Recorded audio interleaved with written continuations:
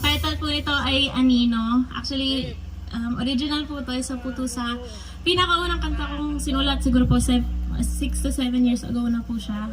Nag-iba po yung meaning niya sa akin nung medyo tumanda na po ako. Tungkol po to dun po sa struggle ko sa kasalanan.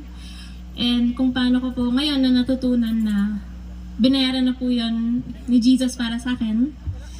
And nung tinanggap ko po na makasalanan ako, pinatawad niya ako, binayaran niya po lahat yun.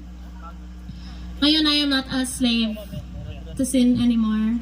So, pag napakinggan niyo po yung kanta, maybe it may come out wrong, but isa po itong totoong storya sa akin na sinulat ko pa po nung bata ako and hanggang ngayon.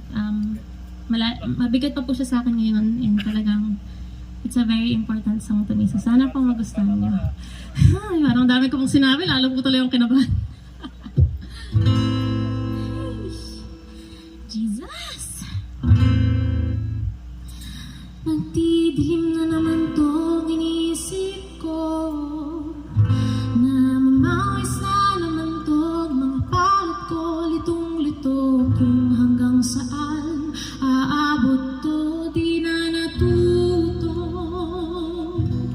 Bumubulong-bulong siya sa tenga ko, sabi nga ito yung mga pinapangarap mo, lumalalim tong tukso.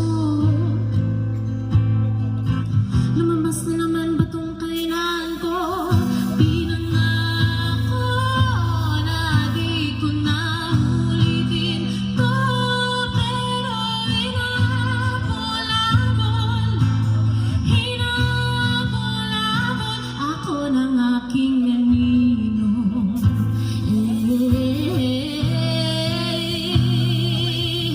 Pinipilit ko na umiwas, pinipilit ko na labanan. Ayoko naman maging masama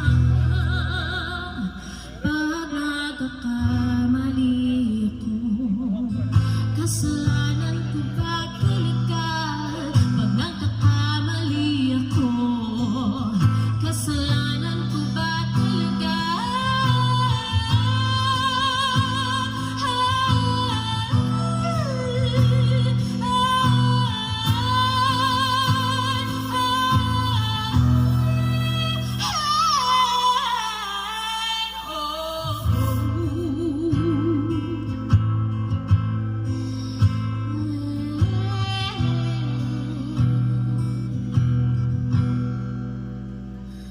Kasalanan ko naman talaga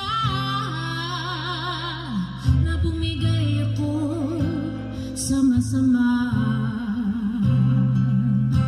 Di na patungo sa liwanag, hahayaan sakupin ng liwanag.